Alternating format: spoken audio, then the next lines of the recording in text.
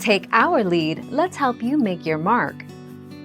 Our goal is your satisfaction. Let us show you the way. Corned beef is safe once the internal temperature has reached at least 145 degrees Fahrenheit, with a 3-minute rest time, but cooking it longer will make it fork tender. Corned beef may still be pink in color after cooking. This does not mean it is not done. Nitrite is used in the curing process.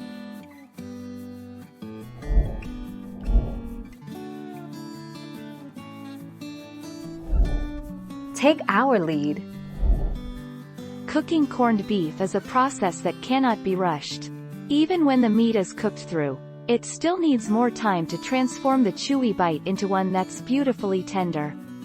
Instead, cooking corned beef takes patience as it's a tough cut of meat that benefits from a lengthy cook time.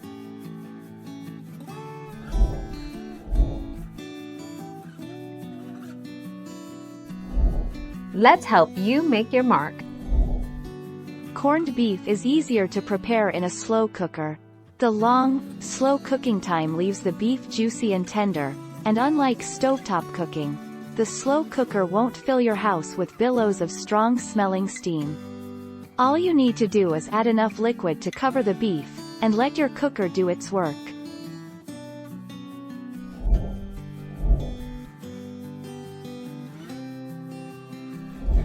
Make your mark, take our lead. The corned beef and vegetables should all be fork tender. Internal temperature should be at least 160 degrees Fahrenheit for food safety. For optimal tenderness, cook to an internal temperature of 190 degrees Fahrenheit. And let rest for 5 to 10 minutes.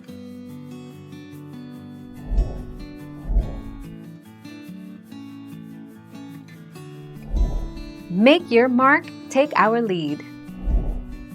Corned beef must be heated at above 250 degrees Fahrenheit, so that the tough, stringy meat will separate. Simmering it in this manner can revive its taste and texture. Let the corned beef simmer for about 30 minutes. This finishes the cooking process and makes it tender. Thank you for watching. Please subscribe and hit the bell notification.